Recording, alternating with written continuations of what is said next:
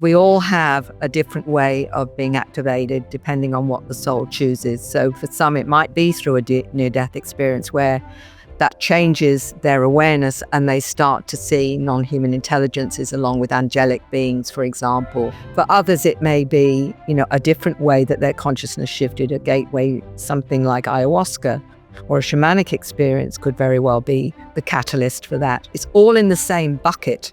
It's not separate because when I talk to someone, depending on their programming and belief system will depend on how they interpret their experience. For example, if they're very religious, they may say, well, I've been seeing angels. For someone else who's not religious, they'll say, oh, I saw light beings or an energy being. Often it's the same intelligence. It's just the perspective and programming of that particular individual. Hi, everybody. Welcome to the Ask Julie Ryan Show. It's where we blend spirituality and practicality to help you live a life of purpose and joy. We have Mary Rodwell with us on the show today. Mary's a former nurse, counselor, Reiki master, and hypnotherapist who's internationally recognized for her work and research with thousands of families who've experienced encounters with non-human intelligences. Now, I'm going to have a bunch of questions for Mary, all about her research and what she believes is behind these UFO encounters. Please remember to subscribe, leave a comment, and share this episode with your family and friends. Now, let's go chat with Mary. Mary, welcome to the show. I'm so delighted that you could join us today. It's an absolute pleasure, Julie, and thank you for inviting me. Oh, my honor. My honor.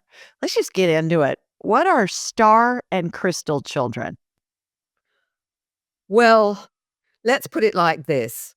Star children have been coming to this planet, I think, for maybe over 100, 200 years in smaller numbers, but have started to incarnate a lot more and very much more rapidly in the last few generations.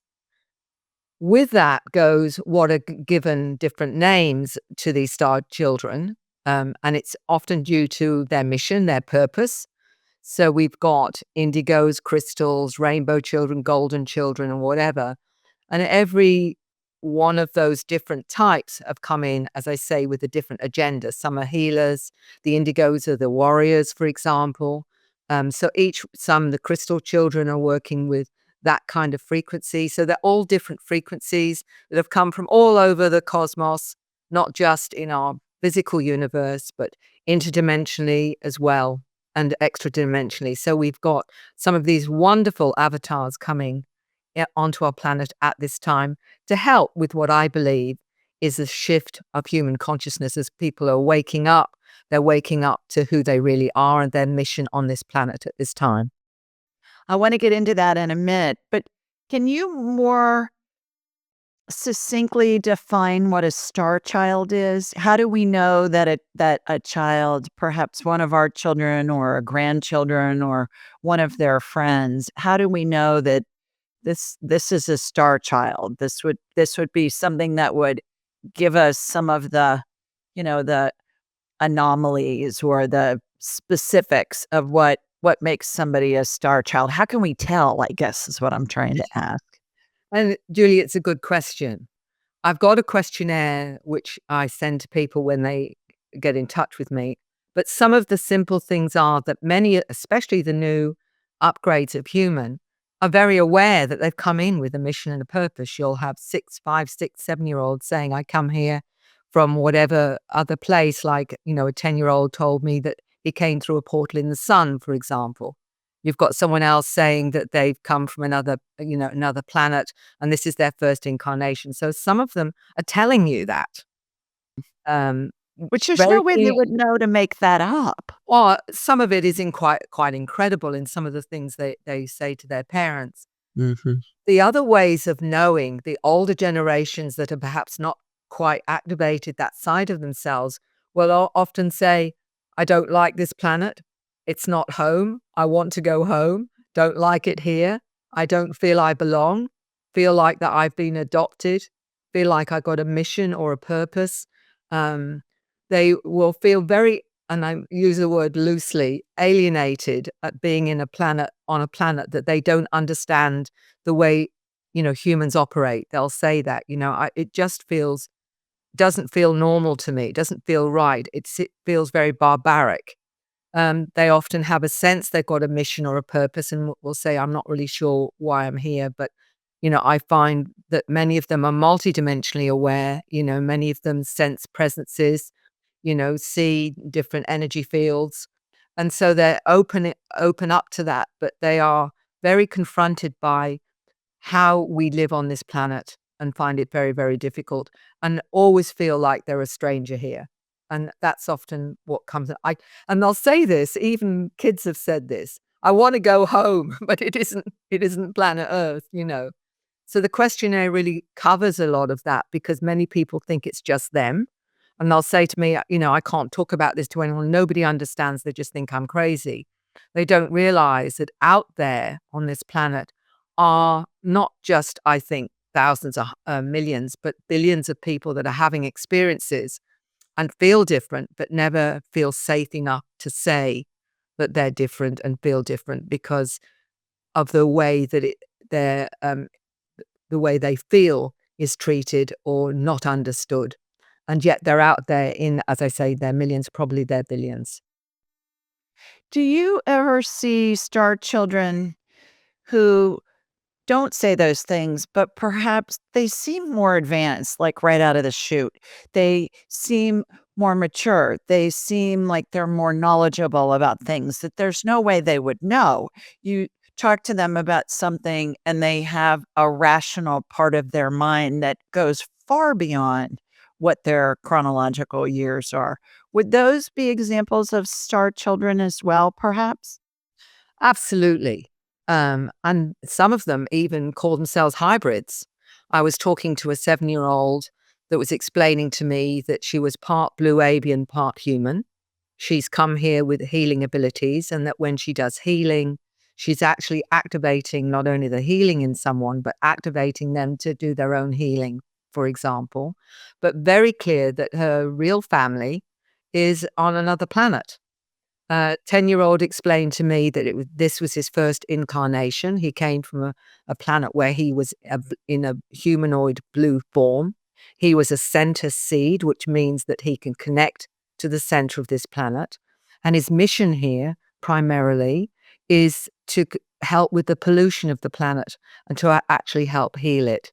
I mean, he was able to see interdimensionally with his eyes open, for example.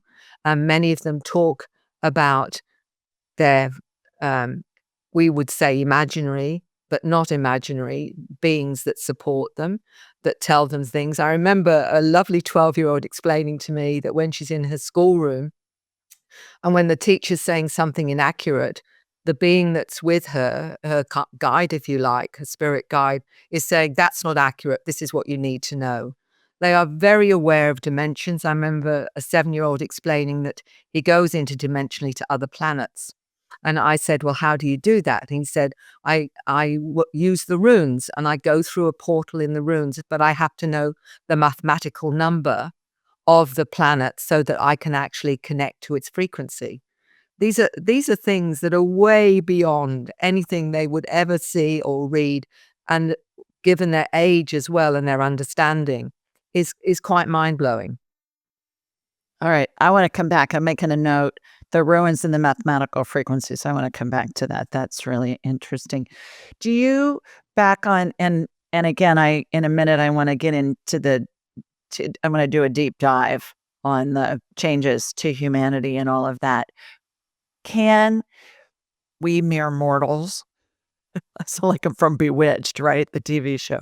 Can we learn to do the telepathic, the go interdimensionally, the communicating with spirits and spirit guides and all of that?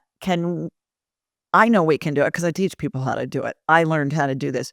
Does that mean that everybody that learns how to do that as a human is a star seed or is a crystal child? Or does it just mean that the human entity has the ability to learn this stuff that perhaps is just more at the forefront because it's more innate and understood from entities coming from other solar systems and other planets. Does that make sense?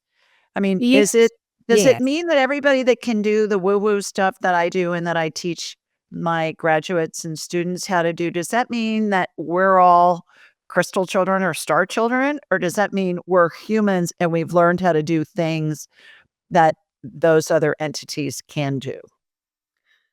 Julie, it's a good question. What I believe, and I've found that in myself, is that I believe we all inherently have these abilities. I do too. Yeah. That it was put there or in our DNA by the numerous different species that created Homo sapiens sapiens. And I go into how we were created from, from the indigenous upright species, whether it's Cro-Magnon or Neanderthal or whatever. And there was the missing link, and Homo sapiens sapiens then developed twice the brain size. And there were at least apparently 12 different species involved in that. Some say even as many as 22. But what did happen was that they hadn't activated all our DNA. We only have about 5% of the 100% that we know what our DNA does. The rest of it was considered dormant or junk DNA. That is being activated. And as it's being activated, more of these abilities are being activated with it. Some of these children are born with more activated DNA. That's why they're naturally intuitive, working multidimensionally and whatever.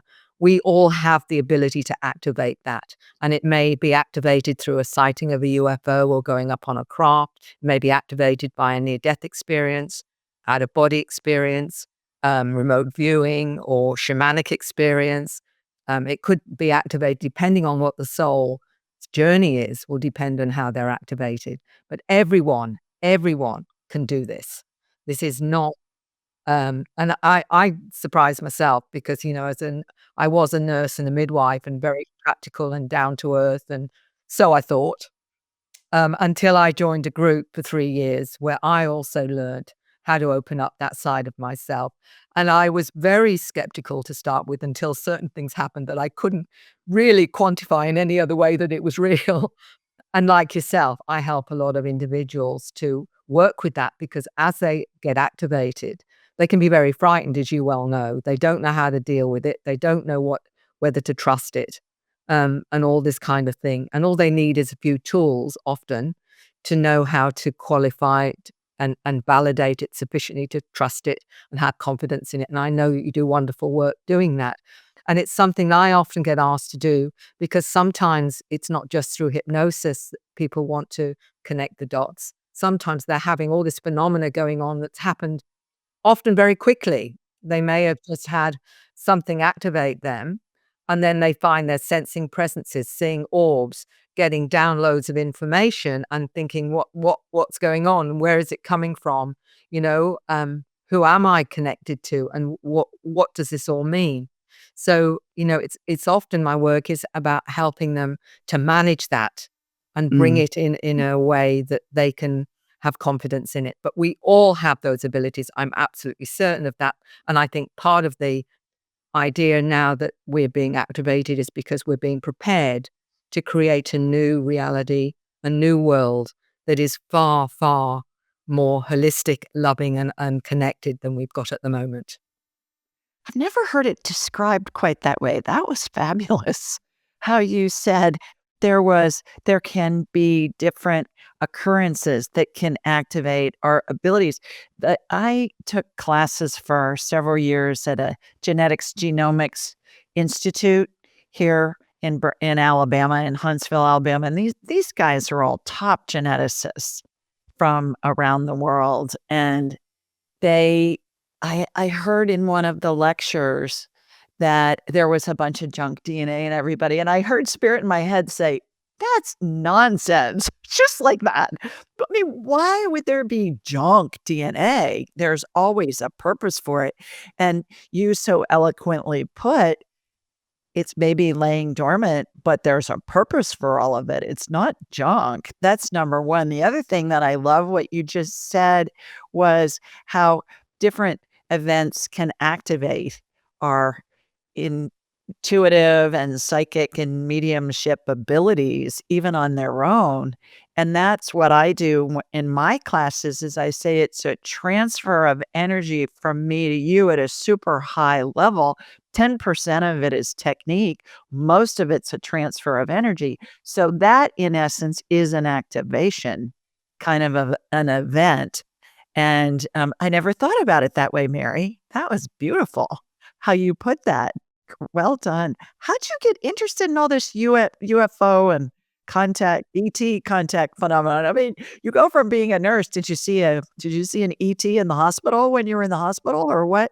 How did that all come about? Well, let's preempt that by saying I've always been interested in the weird and the wonderful. I always say that it's weird and wonderful. I've got a book on it because I was always intrigued by the big questions, even as a small child. But I went into nursing and from that was a midwife for a number of years. But Was that in the UK or was that after you got to Australia? Oh, that was before I came to Australia. I trained in the UK both as an SRN and then as a midwife. Got married, had 3 kids, and then I was invited to learn counseling at a local medical practice, and I didn't even really know what counseling was at the time because it was very new 40 years ago, 35, 40 years ago. But what I found fascinating about counseling was we were looking at a way to stop illness because I could see that a lot of emotional trauma was often leading into illness. And I liked that. I liked the idea that we could look at prevention rather than cure. And I stayed with counseling when we moved to Australia and worked in grief and bereavement, hospice. And when people are dying or have, their mortality, whether or not they've lost someone or they're dying, all the big questions come up. And I'd be asked, do you believe in life after death? Or they'd have an experience where they would believe, granddad or mum still communicating with them and they've passed on. I'd never had a problem with believing that there was a life after our physical life, that we had a soul and that continued. I always believed that, always fully accepted that. But I always thought it was something that gifted people were able to tap into, and most of us did not have that. But what I discovered was when I was invited to look into that side of things, I was invited to a group. And what was interesting about the group was 2 of them were clinical psychologists, by the way, and one was a nursing sister. So I thought, well, if I'm going crazy, I'm going crazy in good company. You know what I mean? It was a bit like that. I spent 3 years and we did the gamut of all of it. You name it, we did it, really. Absent healing, all those different things. Things that happened there convinced me absolutely that this was tangible and this was real. But I'd just done all of that when synchronously I'd started again picking up books that looked interesting. And one was by Dr. John Mack, the Harvard psychiatrist professor, who had written a book, Abducted Human Encounters with Aliens. And I picked it up at the bookshop. And also the one by Whitley Strieber, Communion. So here was the experiencer, here was the professional deciding what this was that was going on. And he was absolutely convinced, Dr. John Mack was, that this was real. Within a few weeks, a gentleman walks through the door and says to me, Mary, I've heard you're open-minded. For this, they just think there's no support groups. For this, they think you're just crazy. And told me about waking up with marks on his body, shaved areas. His partner was having experiences. The children were having experiences. He said, nobody will come to the house because they think it's demons. And can you help? I just read those books, thinking this was a very strange and unusual experience. And there is my first one walking through the door, telling me his story. He was absolutely believable. And in fact, he's become a really good friend and an author himself. And from that was me starting going down the rabbit hole. And I still thought it was rare. 2 weeks later, another lady walks in. She's having experiences. I start up a support group, 12 people turned up. And from that, 3,500 down the track, I've worked with families, children, what have you. There's no question. There is absolutely no question in my mind of its reality. And I've had it, my biggest issue and why I think it's so wonderful to do interviews like this, Julie, is giving people back the understanding and the awareness that what they're experiencing is real. And the only reason it's not being considered real is because of a truth embargo, where they don't want people to understand that we're being visited, have been visited all through history, and that many of those that believed that there were gods visiting us, well, a lot of them, I'm afraid, as far as I'm concerned, weren't gods. They were certainly our progenitors, but they were, in fact, non-human intelligences, but was deemed as gods simply because of their technology and their abilities. But that's another aspect of this that I looked into. But don't you think that that makes sense to me, because in those ancient Egyptian caves and way BC stuff, Yeah, they were showing star beings, for yeah. lack of a better word, and they were showing these spaceship-looking things. Well, how in the heck would they know that? Those people, for the most part, were illiterate. Why would they be drawing those things on the sides of cave walls? And that's one of the main reasons why I wanted to have you on, because I know how extensive your research has been, and I know you're you're just a regular person who is a linear thinker, who's seen the research, who's talked to thousands of families and people. And you have credibility in my mind. You're not just somebody that with no research background and no formal training. Not that you've been formally trained on ETs and on other planets and things, but the work that you've done is so conclusive from what I've read. So I was tickled when you accepted our invitation to be on the show, because I really wanted to do a deep dive with you on this. So you got into that. Do you think you were being led when you read those two books and then the guy walked in? Duh. The team, I call it the team. You Yeah. know, so you think you're going down this track, Mary. No, you're not. You're going to go down this Yeah. one. You know Right. exactly what I mean. So I just say, all right, whatever, Yeah. um, I'll just go. Oh, look, I've just told them that keep it interesting and I'll hang around because I don't like being bored. So that's the primary deal done. Just keep me interested and I'll hang around. But Well, and how our lives unfold when we follow where we're led, like you did, like I have, is it will unfold in ways that are unimaginable. We can't imagine it because there's no frame of reference for it. And it normally ends up being way more enjoyable and way more fascinating than we ever could have imagined. Would you agree with that?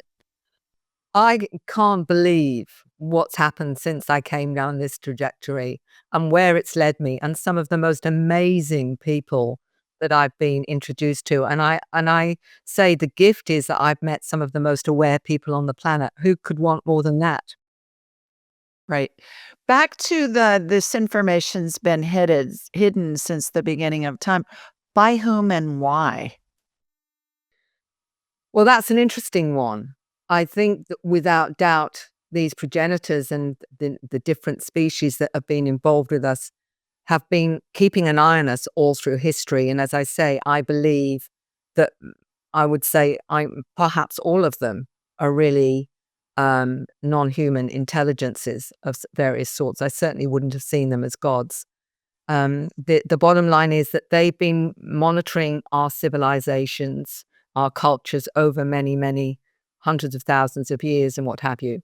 And it was interesting because a little 8-year-old confirmed something to me about the agendas, because she told me she was so excited. Her mum talked to me from the US. She'd had an experience 2 days previously where she'd been taken up on a craft. She remembers all of it quite consciously, taken to a planet to learn more about levitation and using her third eye. I said, "Do you know, Mary," she said, "and then they took me and showed me how they do genetic engineering with different species and they seed other planets." So she was being shown all of this and she couldn't wait to tell me how exciting it all was and that she was being shown this. I mean, this is an 8-year-old we're talking about. Okay. And this is what they do. And some of the master geneticists of the mantis beings, for example, they're very ancient and very, very wise. And they're often the master geneticists. But this is what they do. They seed other planets with the right combination of intelligence, and then see the species evolve from that, and they are part of that evolution. They guide, and that's why some of them come in. They may be seen as gods, but they have their various mandates, and some, I think, have got a more loving agenda perhaps than others. And I won't go into that now, but there's certainly some that have got their own agendas and whatever. But ultimately, the ones that have been interacting with those that I talk to, because, there's so many things, who's self-serving, who's not. One of the things that has been really useful is I was part of the founders of the Dr. Edgar Mitchell Free Foundation. And with that, we did this survey of 4,200 people globally. 600 questions, in depth, all conscious recall. And what we discovered was this, that 85% of those that had encounters had a psycho-spiritual transformation. So if we want to look at the outcome of most of the interactions, 85% saw it as positive and transformative. And that's really important, given everybody says, well, they're all out to get us and they're all evil. There was about 15% that were very traumatized, but that links in sometimes to some of the human orchestrated abductions, and that's a whole other story. What is also interesting, and an important one for anyone having experiences, is that we discovered that 75% of encounters were out of body consciousness, not physical. 75%. So only 20. What does that mean? What do you mean by that? I mean that many of the encounters that people have, their body stays put, but their consciousness is taken on board craft. And they may be doing things on board craft or learning things on board craft in their consciousness state, their soul state or spirit state. So they're not always leaving and being taken physically.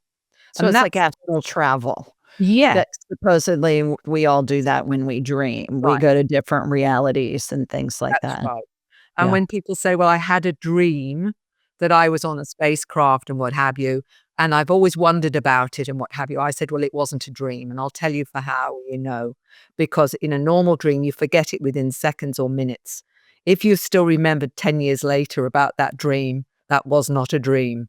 And it indicates that something very real happens. I add to that too, Mary. I add to that when it's a visit or a journey or a trip. It's as if everything's in high definition. The colors are more vibrant, the senses are heightened. The memory thing is very much the case when we wake up from those types of visits or visions or whatever you want to call them.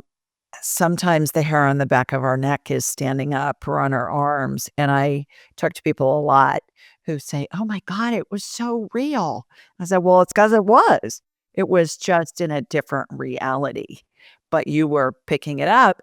And when we sleep, our vibration, it's been my experience, and I'd love to hear your take on this, Mary. It's been my experience that we all go back to that factory preset level of spirit with a high vibration. Our brain rests. We go back to that setting. And then during the day, we're busy. We're stressed. We're working. We're taking care of kids. We're doing whatever. But do most of those encounters happen in the nighttime when somebody is sleeping? You see a correlation with that? Not necessarily, although some will say, I got home and it was only about 2 o'clock in the afternoon, but suddenly I just was so exhausted and so tired. I just had to go to sleep, and I slept for 3 hours. I never do that. Yeah. And that's Interesting. because they were putting something into the consciousness of that individual because they wanted them on board craft for some purpose or some reason. All right. Okay. My brain, I got so many questions for you. It's firing on all cylinders here. So let's back up a little bit on that. You mentioned Edgar Mitchell. And for those who don't know, he was a US Navy pilot. He had an aeronautical engineering degree from MIT. I mean, that's pretty serious. He was a NASA astronaut on Apollo 14, and he walked on the moon. So this guy was a serious, brilliant linear thinker.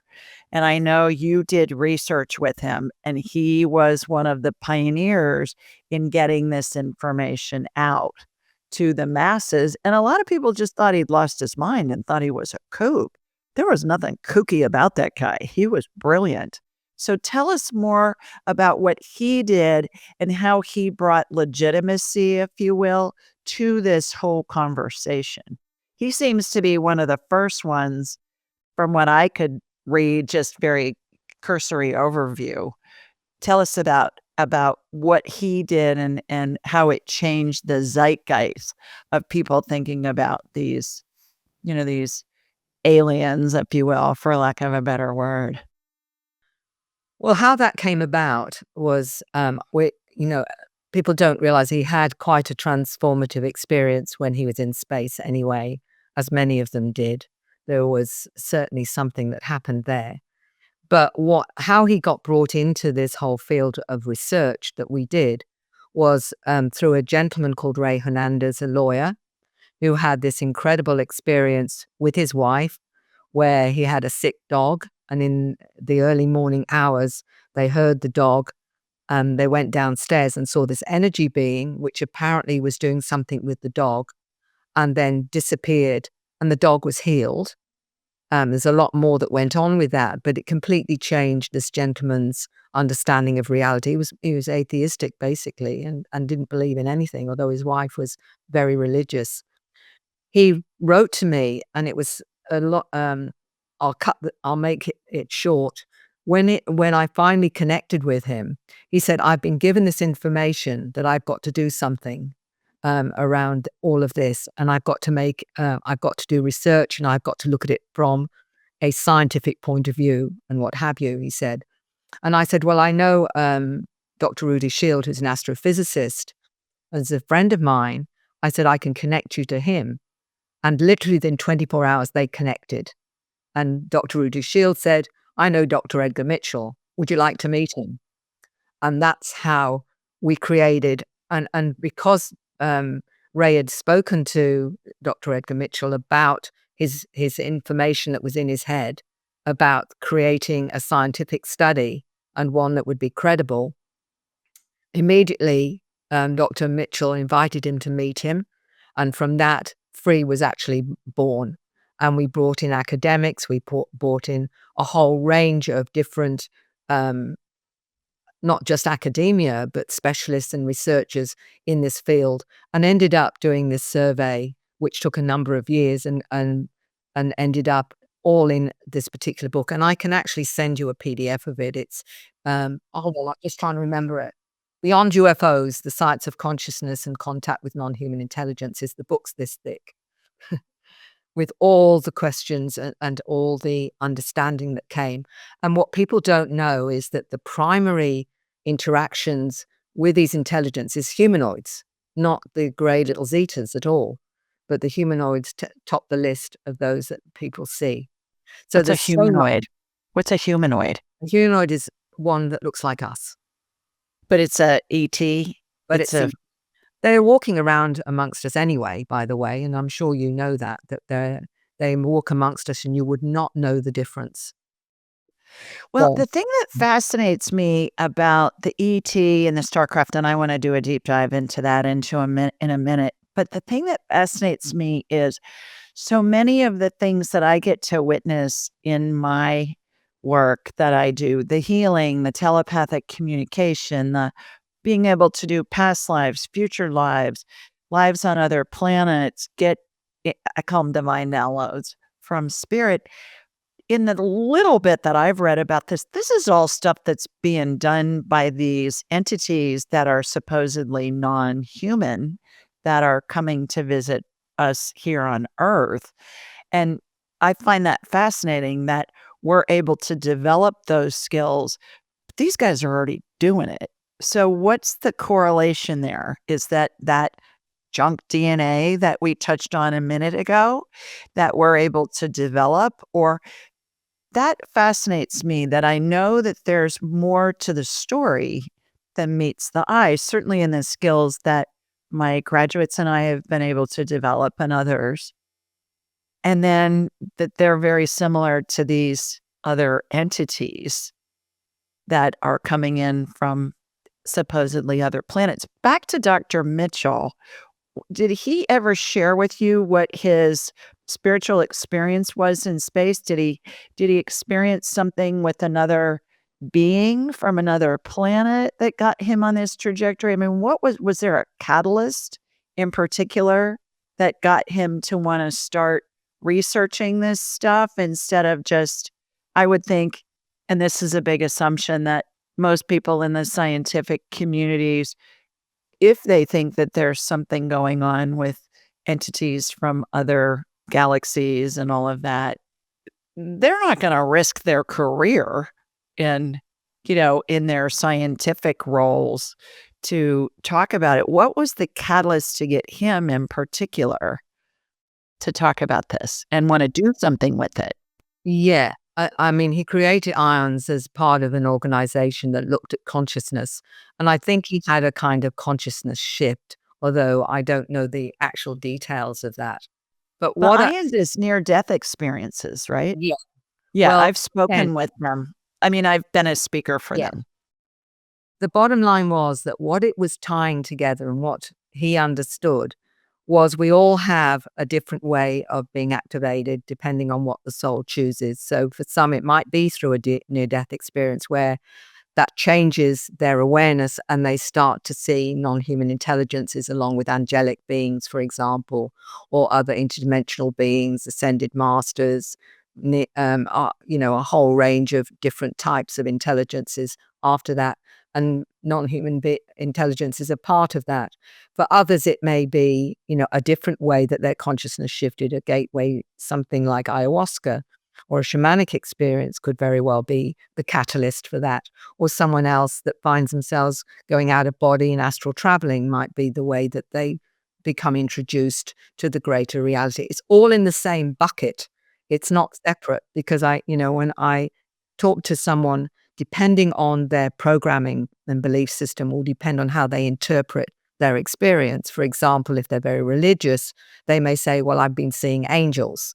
For someone else who's not religious, they'll say, oh, I saw light beings or an energy being. Often it's the same intelligence. It's just the perspective and programming of that particular individual. What is been happening and what a lot of people don't understand is like the star seeds, and we're all part of that, is many of them are being taught things on board craft as well as what they're learning to be human. And as I remember talking to an 8-year-old, it's describing going up on the on board craft. And he said, and we're in a group and there are some children that weren't the same. And I said, what do you mean? He said, well, they weren't human because their eyes were different. And he's in this group. And I said, what do you do? And he said, well, we're talking and working with our mind. We're being taught things, how to manipulate matter and energy and get information. And he said, and we're taught many complex things. And I said, well, can you tell me some of those complex things? And he said, no, because it's too complex for you. Now, this is an 8-year-old, putting me back in my place. But what's also interesting, Julie, and really important for people when they say, well, how can we prove that this is a reality? I said, it's very, very simple because it completely changes the person's perspective on their lives and philosophy. They become more ecologically conscious. They become more aware of everything being connected. They change their lifestyle. They become less materialistic. All of this happens after their experiences. And this in itself, not only that, many of them start to download concepts, find they have knowledge in their head that they didn't consciously learn. They may start finding out they're writing symbols, strange symbols and what have you, or coming out if they're going into healing, coming out with strange languages, light languages, for example. All of this happens after their activation or awakening. If you want to see a proof, that is proof something very tangible and very real has occurred to change the way that they look at life on every level and the way they see their reality and experience. What also is really interesting with all of that, and I mean, some of the artwork, some of the frequencies that are coming in the music and what have you, they'll say, it was just there in my head. All of this, I believe, is part of activating the DNA within us. And to give people a bit of a factual nub of information that may help them understand about the DNA, 1 gram of DNA can contain enough information of all the information on the internet. 1 gram. Now, just think about what's in our DNA that we haven't yet realized and can access.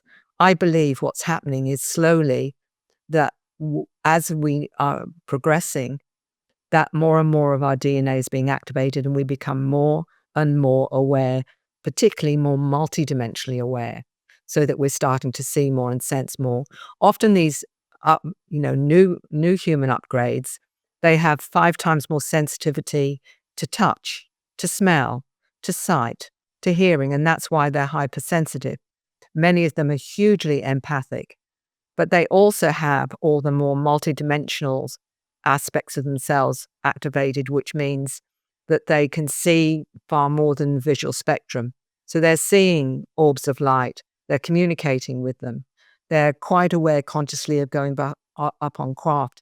And one of the interesting things too, and I'm not sure how your listeners are going to feel about that, if they're going with their consciousness. I remember this 8-year-old saying to me that his ancestors were the mantis beings, and when he dies, he's going back to being a mantis. And he explained that when he goes on board craft sometimes, he evaporates into a mantis form. So he's actually being in that form for a time on board craft and then comes back, if you like, as a consciousness into his human container, his human body. So we're looking at something very fundamental here, which is consciousness itself. And this is really what we're talking Sounds like a scene out of Men in Black. The movie where they get somebody and they're morphing into some other critic. Yeah. Well, he's not the only one, Julie, And because he's an 8. So you think, how's this kid know this stuff?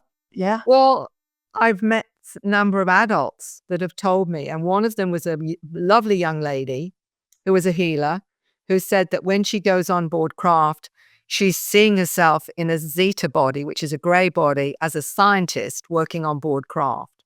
So I said, well, where's your human body? She said, oh, it's just over there, almost like it's waiting for her. And I said, well, how do you get back from your ET aspect that you're seeing yourself in back to your human self? And she describes this ball of light that leaves the ET body and if you like, reanimates her human self. So it's her spirit. That's It's her right. spirit. Yeah. It's spirit. Wow. Okay. As an aside on the DNA thing, I've read articles about synthetic DNA is being developed. They already have the wherewithal to do it, to act as a storage unit for Yeah. information. Back to your point about how DNA can store so much information, and that they're talking about using these synthetic strands of DNA that can store like all the information that's available on the internet now in a fraction of one strand, to your point earlier. An interesting thing about that too, Mary, is when I watch healings happen with my clients and people that call into my show, I watch strands of DNA and they have letters on them. They're made up, the human DNA is made up of 4 nucleic acids. It's represented by 4 letters, A, T, C, G. One strand can have 100,000 letters on it, have up to 1,000,000,000 letters. And I never thought about it in that context before you just mentioned that. And then it triggered my memory about reading about the synthetic DNA. But I watched those letters get rearranged, resequenced almost, as if we're watching the DNA get returned back to a normal recipe so the cells behave in a certain way so that it creates health.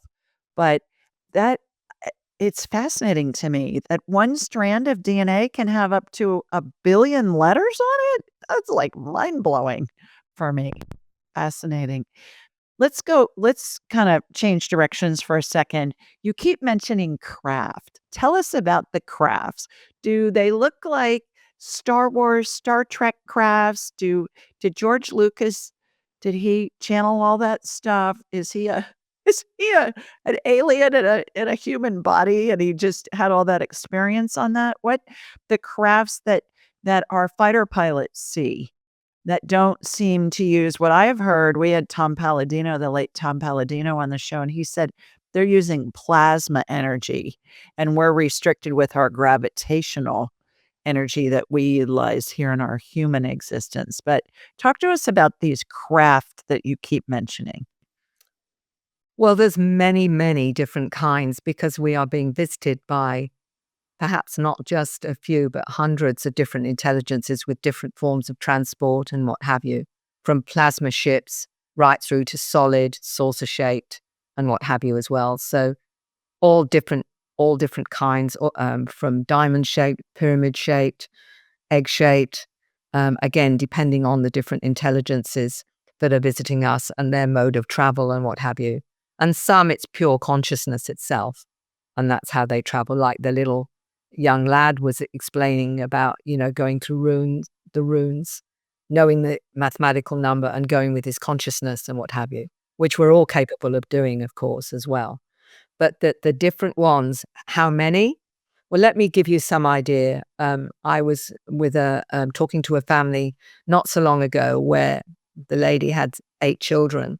Every one of them had had experiences, and the eldest daughter, when I first talked to her, had drawn, I think, something like 260 different intelligences that she's interacting with. I think there's more now that she's been drawing and what have you. We talk about the greys, one lady told me, you can't say this is a grey and they're all the same. She says, I'm aware of 165 species of grey. So once again, we are a bit of a way station. We're a bit of a tourist trap for many of these different intelligences that are visiting us. And many, many of them look like us. For Literally. those who don't know, what's a gray? Okay. Well, a gray, or it's called a zeta because some of them come from zeta reticuli. So they're called zetas or whatever, or extraterrestrial biological entities by the military. But they are ones often about 4 foot tall, obviously have a grayish type skin, big black eyes.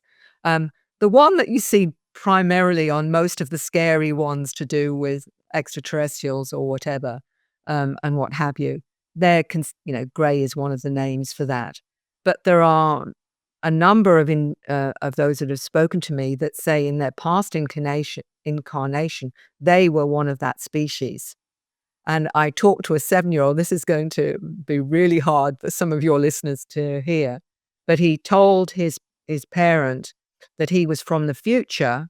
And in the future, he had a gray body, big black eyes, and 4 digits. But he'd come back into this time and explained a little bit of why he did that.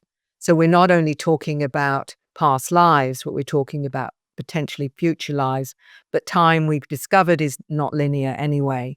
So it is really hard for our brains to work this one out, of course. But for me, I'm not here to censor information just because it doesn't fit with my paradigm. Someone's reality is someone's reality, and they have their rights to that reality. I'm trying to, at least most of the time, it's so important to give them the respect that for them, this is how they understand reality. And they've just got every right to have that reality as I have to mine. And that's really where I come from. It's honoring your experience, which is really, really vital with all of this. Well, and certainly your research has shown a lot of commonalities in what these people say, and they don't know each other and they haven't spoken to one another. So you think, how in the heck could they be saying the same thing that they've experienced with no contact with one another? And it's not just one or two, it's thousands of them that have done it. We had Philip Kinsella on the show, and he's delightful. Do you know Philip?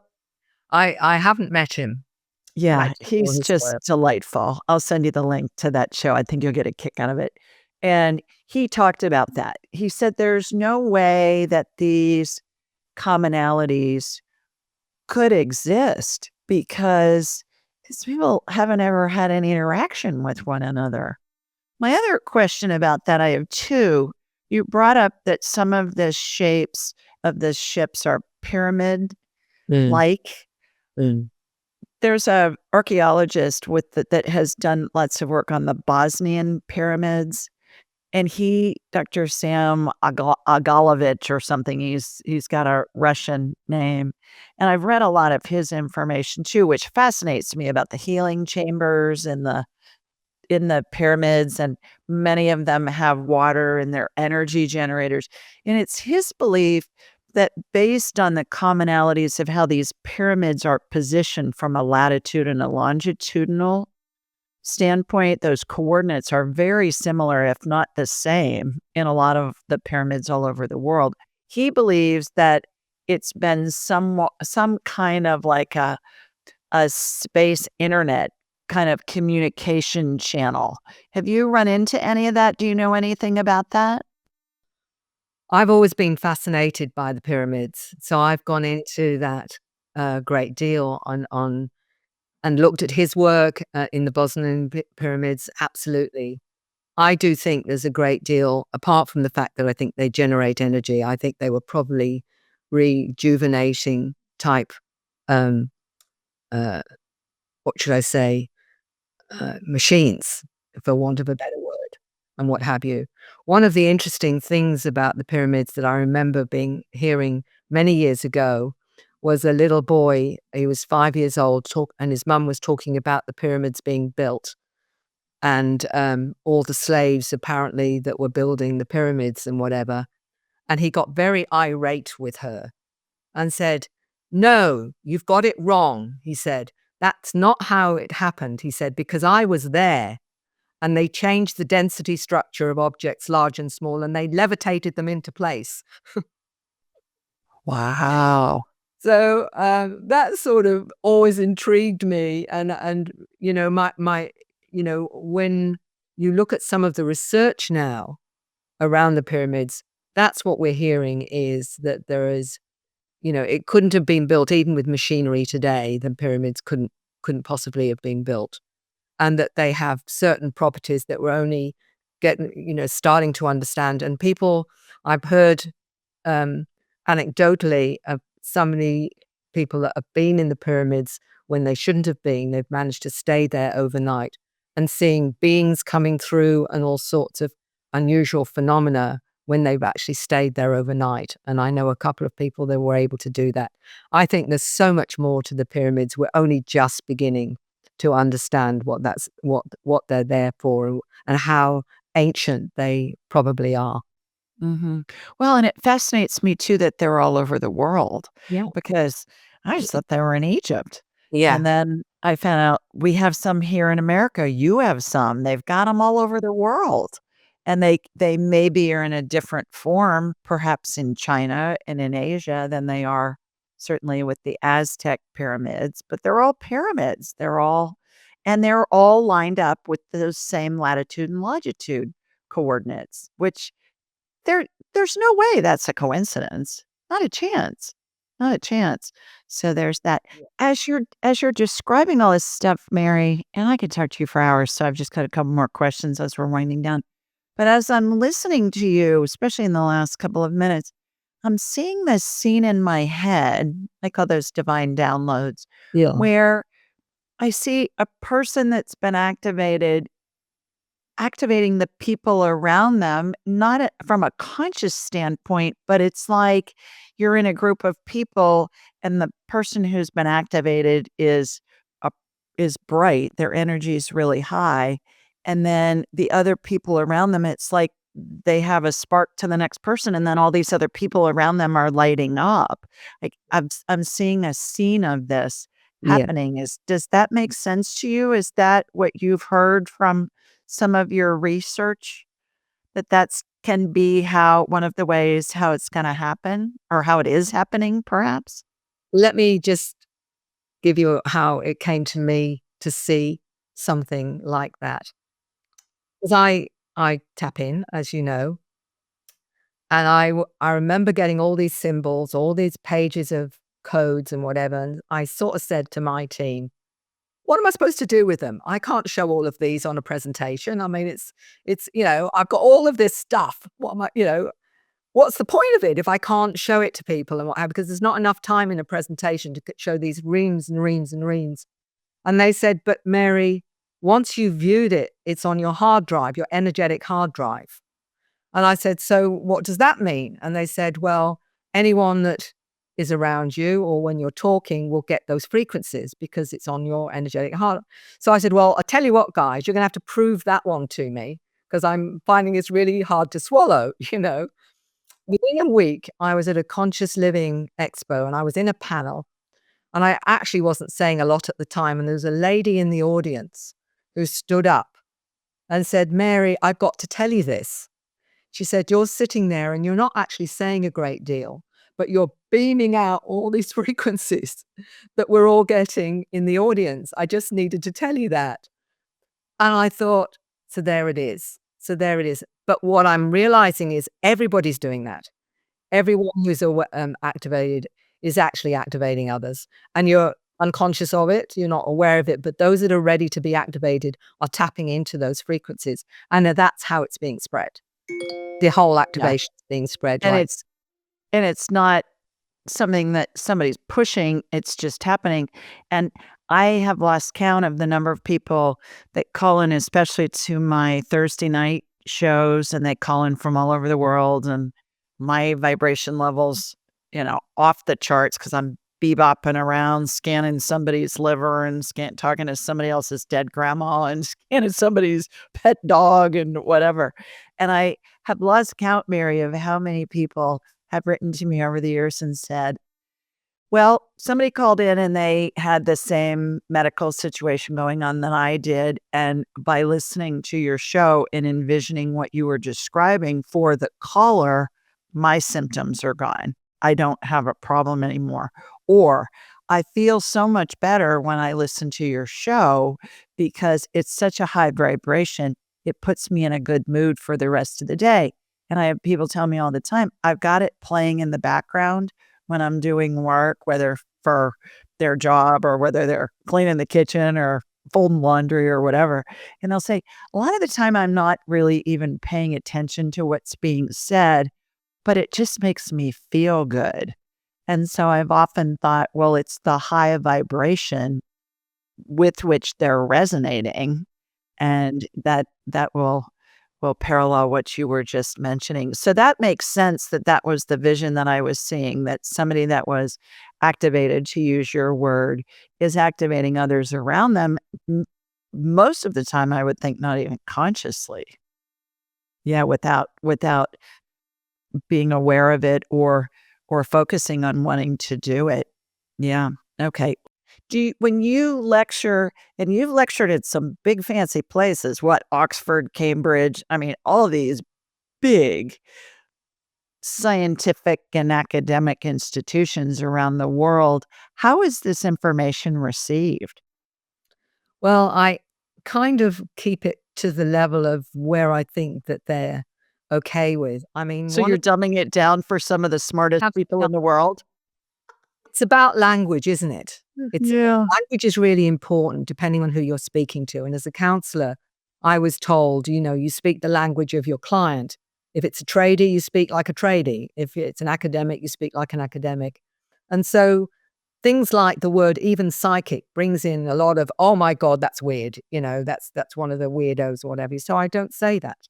I say a lot of people are intuitive and they sense things and they have a knowing and a feeling. And that's fine for everybody. You can use that and nobody's going to find that abnormal or weird or whatever.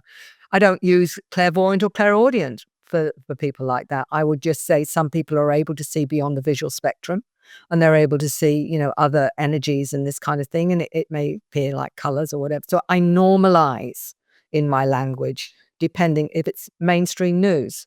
I normalize that. I normalize the language because I think in a way, that can put a lot of people off because there's so many connotations to some of the metaphysical terms. It's no good saying to somebody in mainstream news, oh, well, they were in their Merkaba. No, well, that we've all got a kind of energy body, and that's what we can travel in. So again, I'm dumbing down the language, but normalizing it at the same time so people don't then get confronted by it. And I think that's really important in what we do, is that we meet people where they're at. Otherwise, people switch off and shut down. But they're vibrating with your frequency as Yeah, you're normalizing the yeah, verbiage, really in the absolutely. languaging. Fascinating. Last question, Miss Mary. Why do we incarnate? To have an experience, to learn and to grow as a soul. So this is a human adventure, you know? And so if you don't like it, you're gonna have to talk to your higher self and say, "This maybe wasn't such a good idea," because this is what we've all incarnated for. I believe, is to learn, to grow, and to stretch ourselves, and to learn from what we call our mistakes, and not see them as mistakes, but great learning tools to understand more of ourself and more of our greater reality. Do you think we live multiple lifetimes concurrently? I think that's quite possible because I asked the question because some people see themselves in other realities, parallel universes, other timelines, saying, well, how can that be? And I was sort of shown my hand as my oversoul and these aspects of me all having experiences. And when we go into our dream state, often we tap into the other aspects of ourselves and what have you. And goodness knows what else we do. I mean, it probably would blow our minds and whatever, but I do believe that we have the capacity to experience multiple things in multiple timelines, multiple realities, whatever it is. And I don't see why that shouldn't be the case. I go to, is it feasible? And I get a yes. I don't understand it. I don't understand how it works, but is it feasible? Yes. You are as lovely as you are fascinating, my girl. Goodness, what a fascinating conversation, and wide ranging and informative and interesting and all of that. I'm running out of adjectives here to describe our conversation. How can people learn more about you and your work? Well, I have a website, acern.com.au or maryrodwell.com.au.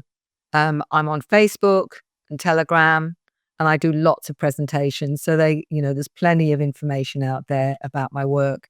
And my books, of course, Awakening and The New Human, give people a more in-depth understanding of what I've been up to, the mischief that I've been causing on this planet. Oh my, it's an understatement. Oh goodness. All right, everybody. Lots for you to think about here. In the meantime, sending you lots of love from Sweet Home, Alabama. Mwah! And from Australia, too, where Mary is. We'll see you next time.